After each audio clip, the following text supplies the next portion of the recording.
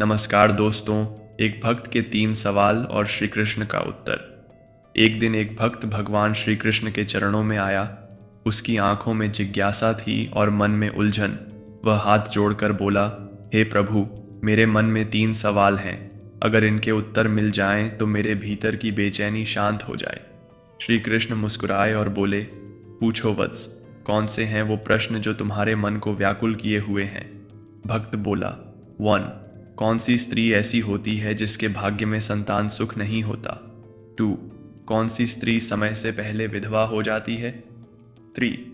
और कौन सा श्रृंगार ऐसा होता है जिससे स्त्री को स्वर्ग प्राप्त होता है। श्री कृष्ण गंभीर हो गए और बोले, वत्स, ये प्रश्न केवल जिज्ञासा के नहीं बल्कि गहराई से जुड़े हुए हैं। जो इनके उत्तर को जीवन में उतार ले वह न केवल सत्य को समझता है बल्कि दुख सुख के चक्र से भी ऊपर उठ सकता है। जैसे भगवद गीता में श्री कृष्ण कहते हैं, तद्विद्य प्रणिपातेन परिप्रश्नेन सेवया उपदेक्ष्यन्ति ते ज्ञानम ज्ञानिनस्तत्वदर्शिना। अर्थात सच्चे ज्ञान के लिए विनम्रता से गुरु के पास जाकर प्रश्न करो, उनकी सेवा करो, वे तुम्हें सत्य का ज्ञान देंगे। और फिर श्री कृष्ण बोले, मैं तुम्हें इन तीनों प्रश्नों के उत्तर एक छोटी सी कहानी के माध्यम से समझाऊंगा। ध्यान से सुनो। दोस्तों, बहुत समय पहले की बात है।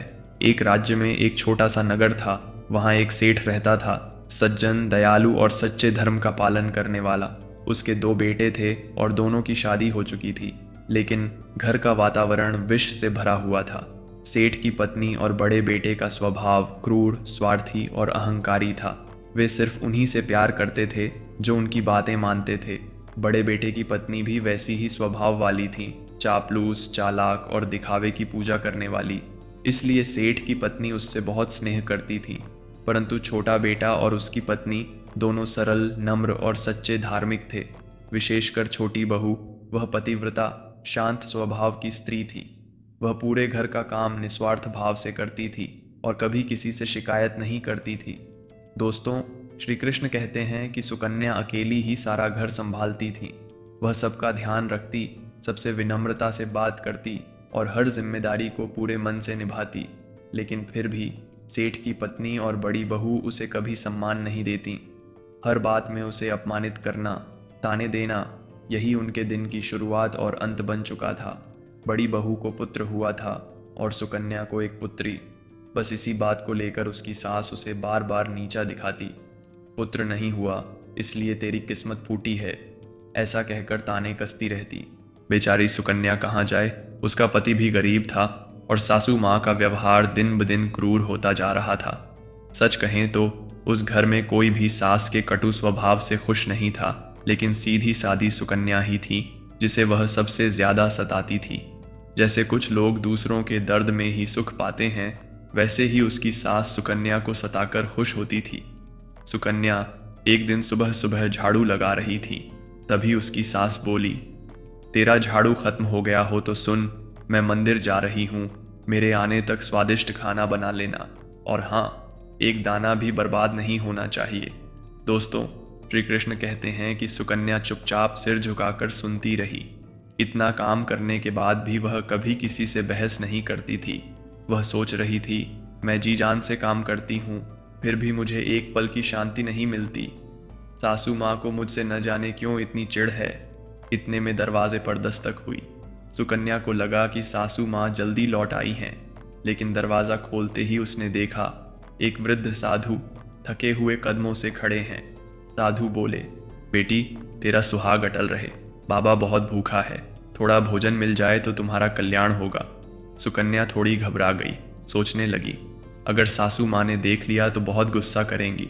लेकिन फिर उसके भीतर की श्रद्धा जागी। उसने सोचा, यदि मेरी सास कुछ कहेगी भी तो मैं कह दूंगी। ये भोजन मेरे हिस्से का है और अतिथि को भोजन कराना मेरा धर्म है। जैसे भगवद गीता में भगवान श्री कृष्ण कहते हैं, अतिथि पूजयेद्यत्तद् धर्म्यम। अतिथि का आदर करना, उसका भोजन करना, यही सच्चा धर्म है। सुकन्या ने साधु को आदर सहित घर में बुलाया और प्रेम से भोजन परोसा। लेकिन तभी दरवाज़ा फिर से खुला और सासू माँ आ गईं। जैसे ही उन्होंने देखा कि एक अजनबी साधु घर में बैठा भोजन कर रहा है, उनका गुस्सा फूट पड़ा। वह चिल्लाईं, क्या मेरे घर में अब भंडारा चलने लगा है? राह चलते भिखारियों को तू अंदर बिठाकर खिला रही है। किसने दिया तुझे ये अधिकार? जैसे ही सासू माँ ने देखा कि सुकन्या एक साधु को भोजन करा रही है, उसका गुस्सा भड़क उठा। वह बिना कुछ सोचे समझे साधु पर चिल्लाई और उसे धक्के मारकर बाहर निकाल दिया। उसने परोसा हुआ सारा भोजन जमीन पर फेंक दिया। दोस्तों, श्री कृष्ण कहते हैं कि सुकन्या ने बहुत विनती की, सासू माँ, मैंने सिर्फ अपने हिस्से का खाना दिया है। शास्त्रों में लिखा है, अतिथि देवो भव, अतिथि को कभी खाली हाथ नहीं लौटाना चाहिए। यह तो धर्म है। लेकिन सास को न धर्म समझ में आया न दया। उसने सुकन्या को भी धक्का दिया और घर से बाहर निकाल दिया। सुकन्या रोती रही, दरवाजे पर सिर पटकती रही, लेकिन उसकी सास का दिल पत्थर हो चुका था। श्री कृष्ण कहते हैं, अहंकारम बलम दर्पम कामम क्रोधम च संश्रिता। जो लोग अहंकार, क्रूरता और क्रोध में डूबे रहते हैं, वे हमेशा अधर्म के मार्ग पर चलते हैं। अब सुकन्या के पास कोई रास्ता नहीं बचा था। वह अपने मायके के लिए निकल पड़ी। रास्ते में एक घना जंगल पड़ा। भूख प्यास से बेहाल और फिर ऊपर से तूफानी बारिश ने उसे पूरी तरह थका दिया। वह एक पेड़ के नीचे जा छिपी, लेकिन बारिश रुकने का नाम ही नहीं ले रही थी। पेड़ की जड़ में एक कोटर गुफा जैसा था, वहीं वह अंदर जाकर बैठ गई। कोटर के भीतर बैठकर वह आंसुओं में भीग रही थी। तभी वहां एक साधु प्रकट हुए, वही जिनसे सुकन्या ने पहले कभी न मिला था। उन्होंने सुकन्या की आंखों की पीड़ा देखी और करुणा से बोले, बेटी रो मत, मैं जानता हूँ तुम्हारी सास कैसे अत्याचार करती है। वो तुम्हें इसलिए ताने देती हैं क्योंकि तुम्हारी जेठानी को पुत्र हुआ है और तुम्हें नहीं। लेकिन यह सब भाग्य नहीं, यह केवल समय का खेल है। दोस्तों, श्री कृष्ण कहते हैं कि साधु ने अपनी झोली से एक पर्ची निकाली और कहा, इसमें जो उपाय लिखा है उसे श्रद्धा और विश्वास से करना, तुम्हें एक सुंदर, तेजस्वी और गुणवान पुत्र की प्राप्ति होगी। जैसे श्री कृष्ण गीता में कहते हैं, श्रद्धावान लभते ज्ञानम। जो श्रद्धा रखता है वही ज्ञान और फल को प्राप्त करता है। इतना कहकर साधु अंतर ध्यान हो गए। और उधर जब वर्षा थमी तो सुकन्या का पति उसे ढूंढता हुआ वहीं पहुंच गया। दोस्तों, भगवान श्री कृष्ण कहते हैं, सुकन्या अब मायके नहीं गई। उसने जंगल के बीच एक छोटी सी झोपड़ी बना ली और वहीं रहने लगी। वह रोज सुबह जल्दी उठती, पूजा करती, अपने लिए थोड़ा सा भोजन बनाती और पेड़ पौधों के बीच शांत जीवन बिताने लगी। पर एक दिन जब वो अकेले बैठी थी, उसे अपने जीवन की पीड़ा फिर से याद आने लगी। काश मेरे पास भी एक पुत्र होता। शायद तब मेरी सास मुझे इज्जत की नज़रों से देखती। उसी क्षण उसे याद आई वो साधु की दी हुई पर्ची। उसने पर्ची निकाली और ध्यान से पढ़ी। उसमें लिखा था, बेटी, यदि तुम पुत्र की इच्छा रखती हो तो रात्रि में दाईं बाईं करवट और श्वास के स्वर का ध्यान रखना। जब पुरुष का दायां और स्त्री का बायां स्वर चल रहा हो तभी मिलन करना। और मासिक धर्म की दशा में दिन भी बहुत महत्व रखते हैं। फिर उसमें दिन अनुसार परिणाम भी बताए गए थे। त्वीं रात, कन्या 6वीं, पुत्र 7वीं, पुत्रहीन पुत्री 8वीं, ऐश्वर्यशाली पुत्र 9वीं, ऐश्वर्यशाली पुत्री 10वीं, श्रेष्ठ पुत्र 11वीं। सुंदर और संस्कारी कन्या सुकन्या ने यह सब पूरी श्रद्धा और नियम से किया। 10वीं रात उसने अपने पति से मिलन किया और प्रभु की कृपा से गर्भ धारण हुआ। जैसे भगवद गीता में कहा गया है, सततम योगिनो युंजन। जो व्यक्ति निष्ठा और अनुशासन से अपने कार्यों में जुड़ा रहता है उसे फल अवश्य मिलता है। अगली सुबह सुकन्या का पति लकड़ी काटने जंगल चला गया और तभी आसमान में काले बादल घिर आए। भयंकर तूफान और मूसलधार बारिश शुरू हो गई। तेज हवाओं में सुकन्या की झोपड़ी उड़ गई। वह डर गई, घबरा गई, लेकिन हार नहीं मानी। उसने एक पत्ता लिया और उस पर कोटर का पता लिख दिया, वही कोटर जहां वह पहली बार बारिश से बचने के लिए गई थी। उसने वो पत्ता उस पेड़ पर बांध दिया ताकि जब उसका पति लौटे तो वहां आ सके। फिर वो भागती हुई कोटर में छुप गई। लेकिन कोटर के पास उस पेड़ पर 2 राक्षसियां रहती थीं। बारिश से परेशान वे दोनों राक्षसी वहां लौट आईं। एक राक्षसी बोली, अब चला नहीं जाता, वरना मैं सोने के टापू पर चली जाती। दूसरी बोली, क्या बड़ी बात है, यह पेड़ हमें वहीं उड़ा देगा। और फिर वे दोनों राक्षसी पेड़ की डाली पर बैठ गईं। पेड़ सच में उड़ने लगा। कोटर में छुपी हुई सुकन्या को जोर का झटका लगा। उसकी नींद खुल गई। वह घबराकर बाहर झांकी और देखा पेड़ आसमान में उड़ रहा है और उस पर दो डरावनी राक्षसियां बैठी हैं। सुकन्या एकदम शांत हो गई। उसने अपनी सांसों को धीमा कर लिया। जो होगा अच्छा ही होगा, यह सोचकर वह चुपचाप बैठी रही। जैसे श्री कृष्ण गीता में कहते हैं, तितिक्षस्व भारत। हे अर्जुन, सुख दुख, सर्दी गर्मी, सबको सहो, धैर्य रखो, यही जीवन का मार्ग है। सुकन्या उड़ते हुए पेड़ पर बैठी चुपचाप उस कोटर में छिपी रही। बहुत देर उड़ने के बाद वह पेड़ एक सुनसान रहस्यमयी टापू पर आकर रुका। जब वह दोनों राक्षसियां खाने की तलाश में वहां से निकलीं, तब सुकन्या ने चैन की सांस ली और बाहर निकली। जैसे ही उसने टापू की जमीन देखी, वह दंग रह गई। वहां की रेत सोने जैसी चमक रही थी।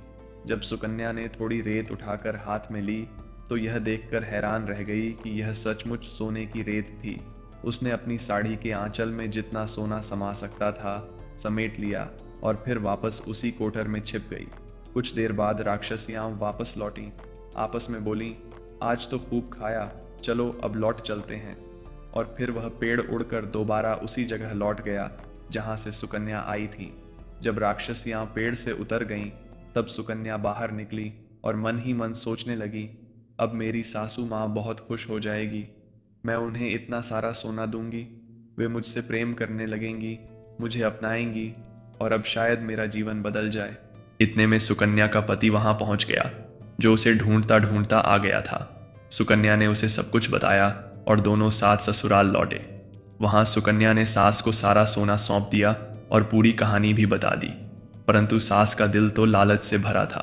उसने सारा सोना देखकर नाराज होकर कहा, बस इतना ही लाई? मैं होती तो पूरा टापू खाली कर लाती। दोस्तों, श्री कृष्ण कहते हैं कि सुकन्या ने बहुत समझाया, माँ जी, ये 3-4 पीढ़ियों के लिए काफ़ी है। परंतु लालच ने सास की आंखें बंद कर दी थीं। उसने एक न सुनी और गुस्से में उसी उड़ते पेड़ के कोटर में जा बैठी। दोस्तों, श्री कृष्ण कहते हैं कि काम एष क्रोध एष रजोगुण समुद्भव, महाशनो महापापमा विद्ये नमिह वैरिणम। अर्थ, हे अर्जुन, यह कामना ही है, यह क्रोध ही है, रजोगुण से उत्पन्न ये दोनों महाभक्षक और महापापी हैं। इन्हें ही इस संसार में अपना सबसे बड़ा शत्रु जानो। सासू माँ का लालच और असंतोष उसी कामना और लोभ का परिणाम था जो हमें अंततः विनाश की ओर ले जाता है। सुकन्या की संतुष्टि और सीमित में संतोष वही सच्चा धर्म है जिससे जीवन सुखमय बनता है। श्री कृष्ण कहते हैं, हे भक्तों, जब इंसान की नीयत में खोट आ जाए, जब लालच दिल में घर कर ले, तो वो खुद अपना विनाश बुला लेता है। सुकन्या की सास भी यही कर रही थी। कई घंटे छिपकर इंतजार करने के बाद जैसे ही राक्षसी पेड़ पर आई, पेड़ उड़ने लगा। सास मन ही मन मुस्कुरा रही थी, अब तो ढेर सारा सोना मिलेगा। श्री कृष्ण मुस्कुराकर कहते हैं, जब इंसान का मन धन की भूख से अंधा हो जाता है तो वो ईश्वर के संकेत भी अनदेखा कर देता है। उधर राक्षसी कहती है, चलो आज मत्स्य द्वीप चलते हैं, मछलियां खाने का मन है। अब पेड़ वहीं की ओर बढ़ा, लेकिन लालच में डूबी सास चुप न रह सकी। बोल पड़ी, नहीं नहीं, सोना द्वीप चलो, मुझे सोना चाहिए। और यही उसकी भूल थी। राक्षसी समझ गई, कोटर में कोई छिपा है। जैसे ही राक्षसी ने झांका, लालची सास को पकड़कर नीचे फेंक दिया। धरती पर गिरते ही दर्दनाक मौत। दोस्तों, श्री कृष्ण कहते हैं, लालच कभी किसी का भला नहीं करता। यह वो आभूषण है जो पहनने वाले को मृत्यु का निमंत्रण दे देता है। जब घर वालों को खबर मिली, ससुर दुखी होकर सुकन्या से बोले, मैं उसे समझाता था, बहू बेटी बराबर होती है, लालच नहीं करना चाहिए, पर उसने सुना ही नहीं। आज उसे उसके कर्मों का फल मिला। कुछ समय बाद सुकन्या को एक गुणवान पुत्र की प्राप्ति हुई। वह भगवान का धन्यवाद करने लगी। उसका जीवन प्रेम, सेवा और संतोष से भर गया। इधर जो जेठानी उसे ताने देती थी, वही अब गरीबी में जी रही थी। वह सुकन्या से माफ़ी मांगने आई। सुकन्या ने उसे माफ़ कर दिया और कुछ सोना भी दे दिया, क्योंकि सुकन्या जानती थी, क्षमा और दया ही एक सच्ची स्त्री का श्रृंगार होते हैं। फिर समय बीतता गया। सुकन्या का बेटा संस्कारी निकला, माँ बाप का नाम रोशन किया। पर जेठानी का बेटा अपनी माँ की तरह लालची निकला, सारा धन बर्बाद कर दिया। श्री कृष्ण अंत में कहते हैं, जो स्त्री लालच रूपी गहना पहनती है, उसकी मौत भी दर्दनाक होती है। जो चरित्र रूपी श्रृंगार करती है, वह स्वर्ग को प्राप्त होती है, जैसे सुकन्या। दोस्तों, श्री कृष्ण कहते हैं कि कर्मण्येवाधिकारस्ते माँ फलेषु कदाचन। जो जैसा कर्म करता है वैसा फल पाता है, जैसे सुकन्या और उसकी सास। लोभ एव नरक का द्वार है। लालच ने सास को मृत्यु दी और सुकन्या की विनम्रता ने स्वर्ग। क्षमा वीरस्य भूषणम। जो सुकन्या ने जेठानी को माफ कर दिखाया। दोस्तों, यह कहानी आपको कैसी लगी? कमेंट में अपनी प्रतिक्रिया ज़रूर दें। वीडियो को लाइक, चैनल को सब्सक्राइब ज़रूर करें। धन्यवाद।